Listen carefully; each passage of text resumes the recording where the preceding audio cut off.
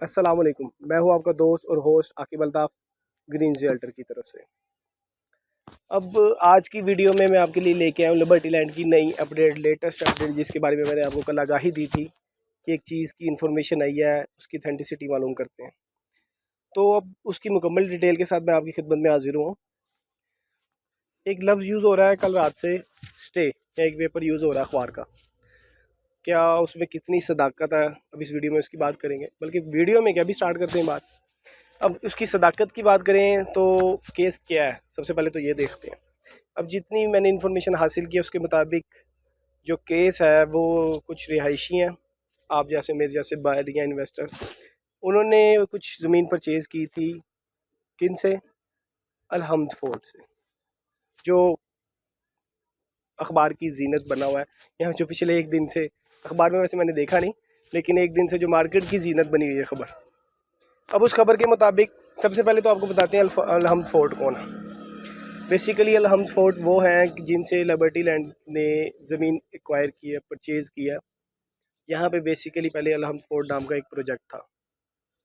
जैसे near by जितने भी प्रोजेक्ट है डिफरेंट किस्म के, रेवन रोड पे काफ़ी ज़्यादा सोसाइटीज़ हैं, लाइक ड्रीम हो गया, आपका बैरी ऑर्चर्ड हो गया, मतलब एक्स वाई जी काफ़ी ज़्यादा सोसाइटीज़ हैं।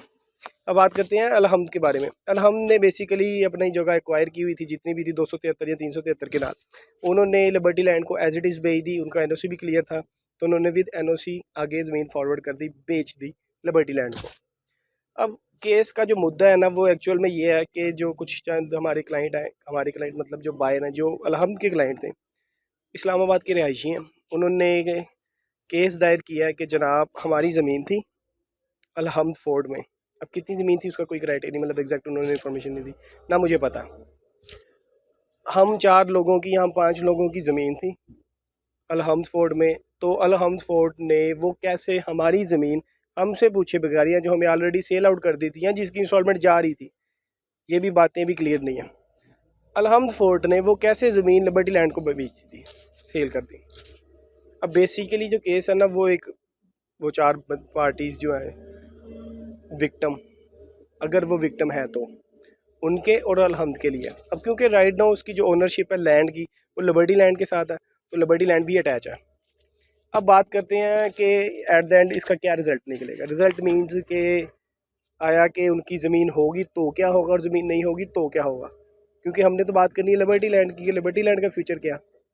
अब सपोज़ करते हैं कि उनकी ज़मीन नहीं है, तो ऑब्वियसली पहली नहीं तो दूसरी नहीं तो तीसरी डेट में सारा कुछ फुलफ़िल हो जाएगा, जब उनको अपनी, आपके क्या कहते हैं, लवाजमात या कागजात या जो भी, जितनी भी जिस भी सूरत हाल में इन्होंने पेमेंट दी होगी, इनको फ़ाइल मिली होगी, रजिस्ट्री मिली होगी, जो भी इनको चीज़ें मिली होगी कानूनी, वो उन्होंने पेश कर दी, तो ऑब्वियसली उस साइड पे भी जाएंगे कि अगर पेश कर दी तो। अब सपोज़ कि उनकी जगह नहीं है, तो ऑब्वियसली दो नहीं तो तीसरी डेट में फैसला हो जाएगा। अब क्योंकि वो जो बायर हैं या जो इन्वेस्टर हैं, जो विक्टिम है, वो आप मैं भी हो सकते हैं, हमारे साथ भी कोई ऐसा हादसा हो सकता है कि हम किसी सोसाइटी में ज़मीन परचेज़ करें और वो सोसाइटी आगे किसी सोसाइटी को बेच दे, तो मैं उनके खिलाफ बिल्कुल नहीं है जिन्होंने दायर किया दर्ज।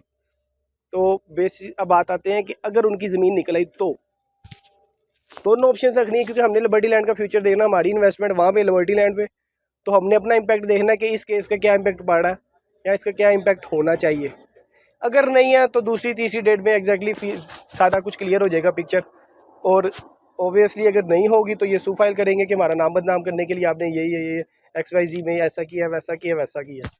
अब कंटिन्यूसली मैं बात करूँ कि इन केस उनकी ज़मीन निकल आई तो सबसे पहला इशू तो ये है कि इनकी आपस में दो टीमें बैठी हुई हैं, अलहम्द की और लिबर्टी की, कि यार आपकी ज़मीन उसको दी थी तो आपने हमें बताया नहीं। मतलब यही बातें चल रही होगी कि अगर आपने इस ज़मीन का 10 मरले या 40 मरले या 4 कनाल आपने किसी फलाने या फलानी पार्टी को दिया था, तो आपको बताना चाहिए था। इसी तरह की बातें चल रही होंगी। अब सपोज़ कि वो ज़मीन निकल आती है उन लोगों की, जो कि चांसेस हैं कि निकल आए, क्योंकि हम दोनों चांसेस रख के देख रहे हैं ना कि अगर नहीं निकलेगी और निकल आएगी, तो इन केस निकल आती है, तो आपको क्या लगता है कि लिबर्टी लैंड या मियां अहमद महमूद साहब जो नाम है, वो उन लोगों की 4 कनाल ज़मीन हड़प लेंगे, या 10-10 मरले के 4 हो, या एक एक कनाल के 4 प्लॉट हो, और मुझे आइडिया भी नहीं है कि उनकी एग्जैक्ट लैंड कितनी है। तो आपको क्या लगता है कि वो अपना ये सारा का सारा स्टेक इन 4 प्लॉट की वजह से या 4 कनाल की वजह से, सपोज इमेजिन करते हैं 10 कनाल की वजह से, क्या वो अपनी सारी फ्यूचर की मेहनत या पास्ट की मेहनत या अपना एक ब्रांड, अपना एक नाम या अपना एक पहला प्रोजेक्ट लिबर्टी लैंड के नाम से वो ऐसी हवा में छोड़ देंगे? सॉरी। तो बात सिर्फ इतनी से कि इनकेस अगर उनकी ज़मीन निकल आई तो वो भी एज सून एज पॉसिबल चीज़ें हल हो जाएंगी। उनको पैसे चाहिए होंगे तो जाहिर बात है लिबर्टी लैंड पे करेगी। लिबर्टी लैंड क्यों पे करेगी? लिबर्टी लैंड बेशक अलहम्द वालों से लेके दे, एट द एंड दोनों पार्टीज तो है ना जिनकी आज ओनरशिप ऑन ग्राउंड क्लियर है। तो यहाँ तो दो केस निकलेंगे कि यहाँ तो ये लोग उनको पैसे देंगे, दूसरी चीज़ यहाँ सोसाइटी में एडजस्टमेंट होगी किसी भी ब्लॉक में, A block, B block, C block, according to their land और अकॉर्डिंग टू देयर के वो कहाँ पे उनको इस जगह देते हैं। इससे ज़्यादा और इस केस की कोई गहराई नहीं है और कोई दूसरी बात भी नहीं है। टोटल ये केस है कि 4 या 5 एप्लीकेंट हैं, उन्होंने एप्लीकेशन दी है कि जनाब हमारी ज़मीन थी ऐसे ऐसे ऐसे, ये चीज़ हो गई।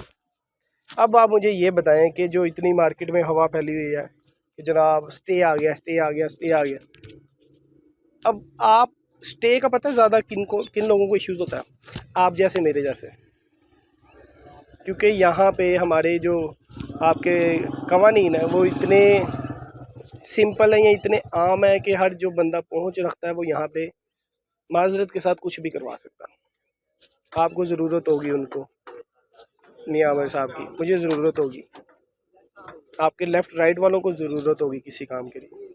और जब बात मियाँ आमिर साहब की खुद है कि उनकी अपनी ज़मीन है या उनकी अपनी सोसाइटी है, उनको तो किसी थर्ड पार्टी की ज़रूरत नहीं।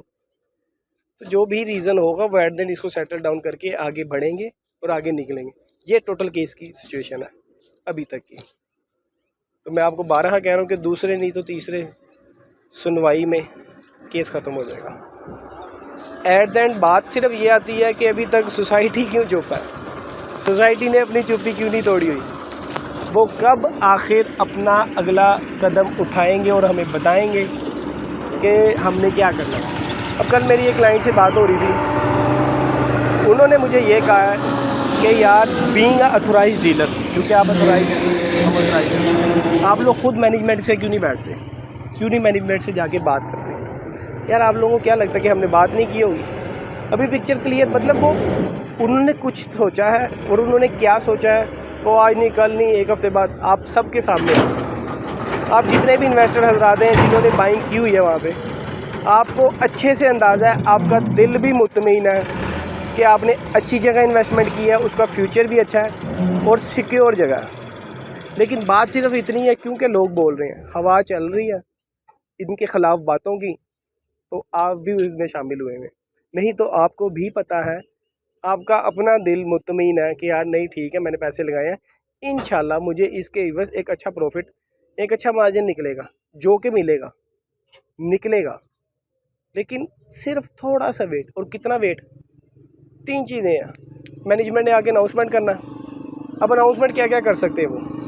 पहली अनाउंसमेंट करेंगे कि यार फाइल कब आ रही है, एक्सपेक्टेड यही है ना कि अनाउंसमेंट क्या हो सकती है। दूसरी अनाउंसमेंट क्या हो सकती है, टीवीसी कब आएगा, टीवी। तीसरी अनाउंसमेंट क्या हो सकती है, कंस्ट्रक्शन कब से, डेवलपमेंट कब से शुरू हो रही है। अब 3 चीज़ों में से एक अनाउंसमेंट भी हो गई, सेम डे पे जितना माइनस आया वो सारा का सारा प्लस में आएगा। अब अजान हो रही है तो अजान के बाद मैं आपसे दोबारा रिकंटिन्यू करूँगा। अस्सलाम वालेकुम। अजान ख़त्म हो गई। अच्छा, हम बात कर रहे थे कि 3 चीज़ों की, नो डाउट तीनों में से कुछ भी अनाउंसमेंट हो गई तो जिस कह लें कि स्पीड से रेट वापस आए हैं उससे डबल स्पीड से रेट ऊपर जाएंगे। तो जैसे मैंने भी बोला कि सेम डे नहीं तो दूसरे तीसरे दिन आप लोगों के इल्म में है और आप लोगों का खुद यकीन है, आप लोगों का दिल कहता है कि यही होना है। पर बात सिर्फ वही है कि कुछ लोग, सपोज 100 में से 10 बंदे या 20 बंदे जो ट्रेडिंग कर रहे थे, उनकी वजह से बाकी 80 को भी टेंशन पड़ी हुई है कि यार हम क्या करें, हम किधर आ गए हैं। हालांकि उन 20 ने, ये वही 20 लोग हैं जिन्होंने इसी लिबर्टी लैंड में पिछली बुकिंग में कमाइयाँ की हुई हैं, अच्छे भले पैसे बटोरे हैं, उनके इल्म में था कि दोबारा प्राइस रिवाइज़ होनी है, रिवाइज़ हुई। सपोज़ उन्होंने अगर पहले 4 लाख कमाया था, मिसाल दे रहा हूँ मैं आपको, तो अब वो यहाँ पे इस मार्केट में 40 लाख की नीयत से आए थे कि इस दवा में 40 लाख कमाएंगे, क्योंकि ये तो 110% प्रॉफिट ही प्रॉफिट है कि पिछली फाइल में हमने ली भी ऑन पे थी और ऑन पे ही बेची। जिन्होंने 1.25 पे ली थी उन्होंने 4 की बेची, 4 साढ़े 4 तक गया था रेट। अब आप मुझे खुद बताएं ना कि एक चीज़ आपको क्रिस्टल क्लियर नज़र आ रही है और बल्कि आपने उसमें खुद प्रॉफिट लिया होगा। आपने अगर 4 लाख लगाना था तो आपने उसकी बजाय 40 लाख लगाया, जिन्होंने, ये उन लोगों की, खुसूसन उन लोगों की बात हो रही है जिन्होंने पहले इस मार्केट से पैसे कमाए हैं। अब मेरी जो हैसियत है या मेरी जो ब्रैकेट है, मैं अगर आपको कहूँ कि मैं 10 लाख लगा सकूँ, मुझे पता है कि यार 10 लाख लगा के पिछली दफ़ा मैंने इस मार्केट में से 4 लाख कमाया, तो आपको नहीं लगता कि मैंने अपनी सराउंडिंग में अपने दोस्त अहबाब, अपने रिश्तेदार, उनके दरवाजे नहीं खटकाए होंगे, उनको कॉल नहीं किया होगी यार मुझे 1 महीने के लिए इतने पैसे दे दो। मैक्सिमम जो पैनिक हुई है सिचुएशन वो उन लोगों की वजह से हुई है जिन्होंने सराउंडिंग से पैसे इकट्ठे करके अपनी हैसियत से ज़्यादा बढ़ के लगा दिए पैसे की लालच में, प्रॉफिट की लालच में। अब इत्तेफाक की बात यह है कि ये चीज़ें ऐसे देखने को मिल रही हैं, नहीं तो जो उन्होंने लालच की थी वो पूरी होनी थी। अब ऑब्वियसली कल क्या होगा किसी को नहीं आइडिया, लेकिन बात यह है कि हमेशा जो मार्केट होती है ना, देखें मार्केट का रूल है अप एंड डाउन, फ्लक्चुएशन होगी, होती रहेगी, आगे भी होगी। कोई भी मार्केट, कोई भी सोसाइटी कंटिन्यूसली ऊपर जाएगी तो वो यकीनन 2 नंबर करेगी। ऐसी कोई मार्केट ही नहीं, ऐसी कोई सिचुएशन ही, ऐसी कोई सोसाइटी ही नहीं जो कंटिन्यूसली सिर्फ ऊपर जाए और वापस आने का नाम ना ले। मैं फिर कह रहा हूँ कि वापस आइए, इसको इतना वापस नहीं आना चाहिए था, क्योंकि कुछ हमारे जो इन्वेस्टर्स आते, जो ट्रेडिंग वाले थे, उनकी सिचुएशन ऐसी थी कि उन्होंने कहा भाई बस निकाल लो, इससे ज़्यादा लॉस हम बर्दाश्त नहीं कर सकते।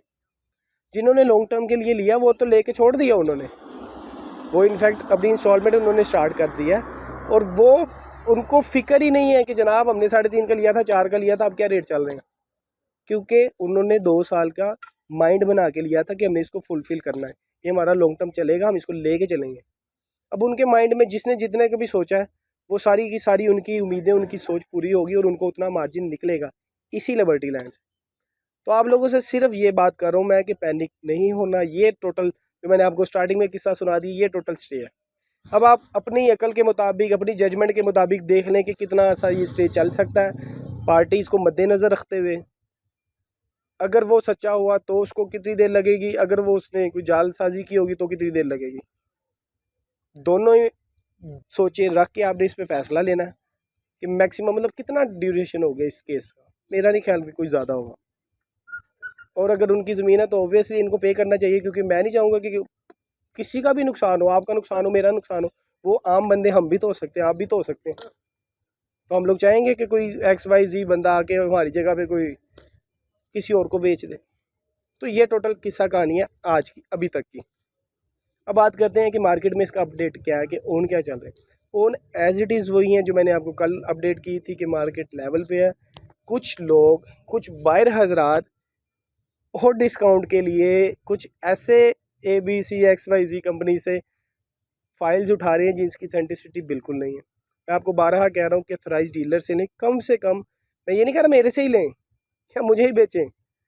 अगर आपने किसी भी डीलर से, किसी भी डीलर भाई से कोई भी फ़ाइल परचेज़ करनी है तो कम से कम उससे उसका वो लेटर या ऑथराइजेशन चेक कर लें कि सर मुझे वो दिखा दें कि आप लिबर्टी लैंड के ऑथराइज्ड हैं। आपका दिल कम से कम अपना दिल मुतमईन करें। ऐसे ही लालच में ना जाएं कि जनाब 695 की फ़ाइल है, मुझे 695 की मिल रही है, 690 की मिल रही है, उससे तो मैं 680 की ले लिया। इस वजह से ये चीज़ें भी कुछ ऐसी हुई कि मार्केट में खबरें आ रही कि जनाब ये इतने पैसे लेके चला गया, ये इतने पैसे लेके चला गया। अब ये कसूर आपका और हमारा है, क्योंकि हम अपनी चेक एंड बैलेंस नहीं करें, हमें पता ही नहीं है कि हमने पैसे लगाने की जरूरत, हम क्यों लगा रहे हैं।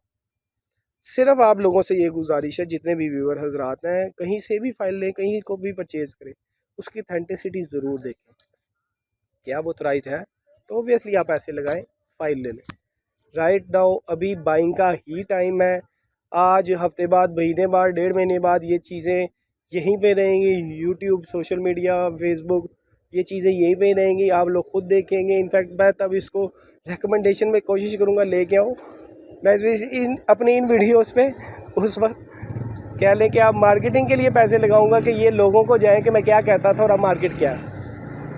तो राइट नाउ मार्केट कल वाली सेम सिचुएशन है, सैचुरेटेड है, लेवल पे फाइलें मिल रही हैं। नई वाली, पुरानी फ़ाइल की बात करें तो वो ओबियसली 320 से 340 की ब्रैकेट में है। कोई एक आध फाइल, वही बात आ रही है कि किसी ने मजबूरी में 3 की भी सेल की है, लेकिन कोई एक आध फाइल, नहीं तो जो सेलर है उसकी कंफर्मेशन नहीं हो रही। 320 में भी राज़ी कोई नहीं है फाइल देने को। छोटे कमर्शियल की बात करें तो वो 4 लाख से 450 के दरमियान है। बड़ा कमर्शियल मार्केट के मुताबिक कोई एक आध सेल हुआ है 15 से 16 की ब्रैकेट में, 15.5 या 16 के दरमियान। लेकिन जो ट्रेडिंग अभी हो रही है, जो पॉसिबल है, जिस पे कंफर्मेशन होती है, वो 16 से 17 की ब्रैकेट है, 16 लाख से 17 लाख की ब्रैकेट। ये था टोटल का आज का मेरा रिव्यू या क्या लेके अपडेट। एट द एंड सिर्फ वही 2 लाइनें कि अपने भाई को, छोटे भाई या बड़े भाई को दुआओं में याद रखिएगा, अपना खुसूसी ख्याल रखिएगा। अल्लाह हाफिज़।